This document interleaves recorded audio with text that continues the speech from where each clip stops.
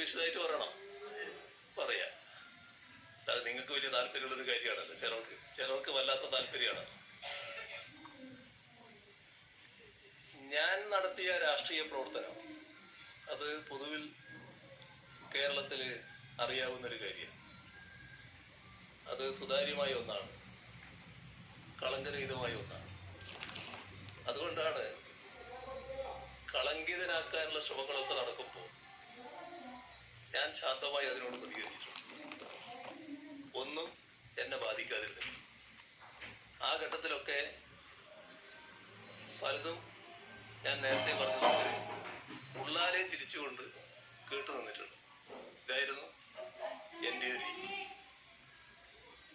ഈ കഴിഞ്ഞ 10 വർഷത്തോളമായി കേരളത്തിന്റെ മുഖ്യമന്ത്രി സ്ഥാനത്ത് ഞാൻ ഇരിക്കുകയാണ്. ഈ പ്രവർത്തനത്തിൽ തീർത്തും അഭിമാനിക്കാൻ വക നൽകുന്ന ഒട്ടേറെ കാര്യങ്ങൾ എനിക്കുണ്ട്. കാരണം നമ്മുടെ സംസ്ഥാനത്തിന്റെ കാര്യങ്ങൾ നല്ലതുപോലെ മനസ്സിലാക്കിക്കൊണ്ടിരിക്കുന്നവരാണല്ലോ നിങ്ങളെല്ലാവരും. നിങ്ങള് ചിലപ്പോൾ ചില താല്പര്യങ്ങളുടെ പേര് എന്തൊക്കെ പറഞ്ഞാലും നാട്ടിൽ എന്തൊക്കെ സംഭവിക്കുന്നു എന്ന കാര്യങ്ങൾ കൃത്യമായി മനസ്സിലാക്കാൻ കഴിയുന്നവരാണ്. രാജ്യത്ത് നടക്കുന്ന കാര്യങ്ങൾ നിങ്ങൾക്കറിയാം. രാജ്യത്ത് മറ്റെവിടെ എന്ത് നടക്കുന്നുള്ളതിലേക്ക് ഞാൻ പോകുന്നില്ല. പക്ഷെ നമ്മുടെ ഇവിടെ ഏതെങ്കിലും കാര്യങ്ങൾ നടപ്പാകുന്നതിന് ഒരു പദ്ധതി വരുന്നു. ആ പദ്ധതിയുടെ കോൺട്രാക്ട് കൊടുക്കും. നിങ്ങൾ കേട്ടിട്ടുണ്ടാവും, ചിലയിടത്ത് അതിനൊക്കെ കൃത്യമായ വിഹിതമുണ്ട്. ഇത്ര ശതമാനം കൊടുക്കണം എന്നുള്ള കണക്ക്. അങ്ങനൊരു കണക്ക് കേരളത്തിലുണ്ടോ? ആർക്കും യഥാർത്ഥത്തിൽ മത്സരത്തിലൂടെ പദ്ധതി ലഭിച്ചാൽ അവർ ചെലവഴിക്കേണ്ട പണം മുഴുവൻ അവിടെ ചെലവഴിക്കാനും മറ്റെവിടെയും ആ പണം കൊടുക്കേണ്ടി വരുന്നില്ല. ഇത്തരം ഒരവസ്ഥ കേരളത്തിൽ നിലനിൽക്കുന്നു എന്നതിൽ ഞങ്ങൾക്കെല്ലാം അഭിമാനമുണ്ട്. അതിൽ സാധാരണഗതിയിൽ അഭിമാനിക്കുന്ന ഒരാളാണ് ഞാൻ. എന്തുകൊണ്ടാണത്?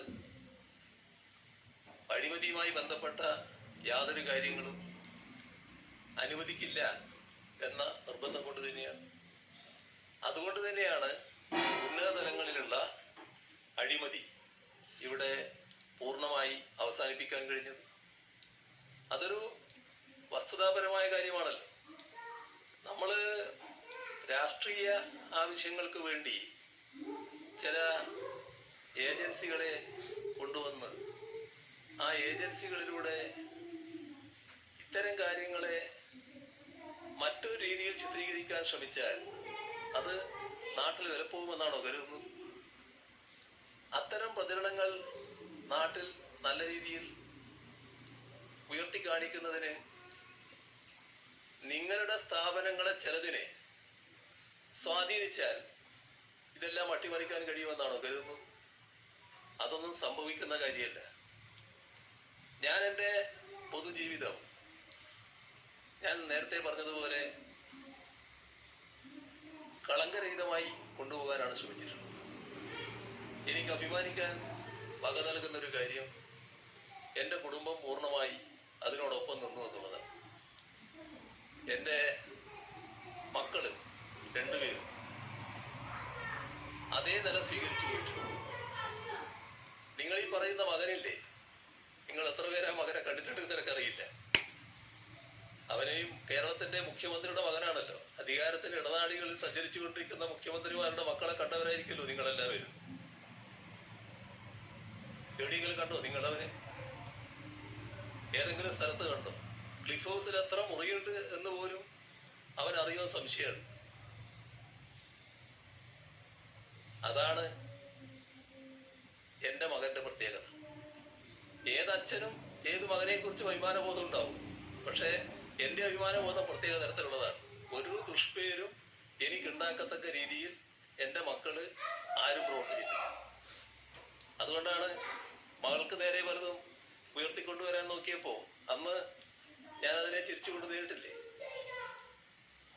അത് വേണ്ടത്ര യേശുന്നില്ല എന്ന് വന്നപ്പോ മര്യാദയ്ക്കൊരു ജോലി എടുത്ത് അവിടെ കഴിയുന്ന ഒരാളെ ഇവിടെ ആരാണെന്ന് പോലും പലർക്കും അറിയാത്തയാളെ പിണറായി വിജയൻ ഇങ്ങനൊരു മകനുണ്ട് എന്ന് ചിത്രീകരിച്ചുകൊണ്ട് അയാളെ വിവാദത്തിൽ ഉൾപ്പെടുത്താൻ വേണ്ടി നോക്കുന്നത്. അതുകൊണ്ട് വിവാദമാകും. അത് എന്നെ ബാധിക്കും, ഈ പറഞ്ഞ ആളെ ബാധിക്കും. ഇവിടെ നമ്മൾ കാണേണ്ട കാര്യം, ആ ചെറുപ്പക്കാരൻ മര്യാദക്കുള്ളൊരു ജോലിയിലാണ് പ്രവർത്തിക്കുന്നത്. മനസ്സിലാക്കേണ്ട ഒരു കാര്യം, അയാളെ പൊതുരീതികൾ, ജോലി, പിന്നെ വീട്, ഇത് മാത്രമാണ്. ഒരു പൊതുപ്രവർത്തന രംഗത്തും അയാളില്ല സാധാരണഗതിയിൽ. തെറ്റായ ഒരു കാര്യത്തിനും ഇതേവരെ അയാൾ പോയിട്ടുമില്ല. നല്ല രീതിയിൽ ജീവിച്ചു പോവുക. ഒരു ദുഷ്പേരും എനിക്കുണ്ടാക്കിയിട്ടില്ല. മക്കൾ ദുഷ്പേരുണ്ടാക്കുന്ന ഒരുപാട് കാര്യങ്ങൾ നിങ്ങളെല്ലാം ശ്രദ്ധയിലുണ്ടാവുമല്ലോ. ഞാനതിന് അഭിമാനിക്കുകയാണ്. നല്ല അഭിമാനം എനിക്കുണ്ട്. എൻ്റെ മക്കളാരും എൻ്റെ രാഷ്ട്രീയ പ്രവർത്തനത്തിന് നിരക്കാത്ത, എൻ്റെ ശീലങ്ങൾക്ക് നിരക്കാത്ത ഒരു പ്രവർത്തനവും നടത്തിയിട്ടില്ല. അതാണ് കാണേണ്ട കാര്യം. അതുകൊണ്ട് ഇതൊക്കെ ഉയർത്തിക്കാട്ടി ഏതെങ്കിലും തരത്തിൽ എന്നെ പ്രയാസപ്പെടുത്തി കളയാൻ തെറ്റിദ്ധരിക്കേണ്ടതായിട്ടില്ല. പിന്നെ എവിടെയാണ് ഈ പറയുന്ന ഏജൻസിയുടെ സമൻസ്, എന്താണ് സമൻസ് കൊടുത്തത്? എവിടെയാ കൊടുത്തത്? ആരെ കയ്യിലാണ് കൊടുത്തത്? ആർക്കാണ് അയച്ചത്? എന്താണ് മലയാള മനോരമയും ഈ ഏജൻസിയും തമ്മിൽ ഇത്ര വലിയ ബന്ധം? എങ്ങനെയാണ് വളരെ വേഗം അവരുടെ കയ്യിലേക്ക് റിപ്പോർട്ട് വരുന്നത്? ആരെയും കയ്യിൽ ആ റിപ്പോർട്ട് കിട്ടിയിട്ടില്ലാലോ. റിപ്പോർട്ട് കിട്ടിയിട്ട് മറുപടി കൊടുക്കേണ്ട ഒരു കാര്യം വന്നിട്ടില്ലാലോ. ഉടനെ പ്രതിപക്ഷ നേതാവ് സതീശനടക്കമുള്ള ആളുകൾ അതുമായിട്ട് പ്രതികരണമായിട്ട് വരികയാണല്ലോ. എന്താ മുഖ്യമന്ത്രി പ്രതികരിക്കുക? മുഖ്യമന്ത്രി എന്താ പ്രതികരിക്കേണ്ടത്? നിങ്ങളൊരു കടലാസ് അയച്ചു എന്ന് പറയുന്നത്, ആ കടലാസിൽ കൊടുത്താന്ന് ഞാൻ പറയണോ? ഏജൻസികൾ ഏജൻസികളുടേതായ രീതികൾ സ്വീകരിക്കൂലേ സാധാരണഗതിയിലുണ്ടെങ്കിൽ? ഇവിടെ തെറ്റായ ഒരു ചിത്രം വരച്ചു കാട്ടാൻ നോക്കുകയാണ്. ആ ചിത്രം വരച്ചു കാട്ടുന്നത് ഇത്തരം ഒരു ഉദ്ദേശത്തിലാണ്. എന്നെ മറ്റൊരു തരത്തിൽ കാണിക്കണം, സമൂഹത്തിന്റെ മുന്നിൽ കളങ്കിതനാക്കി ചിത്രീകരിക്കാൻ പറ്റുമെന്ന് നോക്കണം. അങ്ങനെ ചിത്രീകരിക്കാൻ നോക്കിയത് കൊണ്ട് മാത്രം കളങ്കിതനാകുമോ? നിങ്ങളെ ഇടയിലുള്ള ചിലർ, ഒരാള് ഒരു തവണ എറണാകുളത്ത് നിന്ന് ഞാൻ ഫ്ലൈറ്റിൽ പോകാൻ വേണ്ടി എയർപോർട്ടിലേക്ക് വന്നിറങ്ങുകയാണ്. അപ്പോൾ ഒരു ചെറുപ്പക്കാരൻ, മാധ്യമപ്രവർത്തകർ ഇങ്ങനെ കൂട്ടം കൂടി നിന്നിട്ടുണ്ട്. PB യോഗത്തിന് പോവുകയാണ് ഞാൻ, കുറേ വർഷങ്ങൾക്ക് മുൻപാണ്. അപ്പോ ഒരാൾ ചോദിക്കുകയാണ്, ആളെ മറവിൽ നിന്നിട്ടാണ്. ആരാ ചോദിച്ചത് എനിക്കറിയില്ല.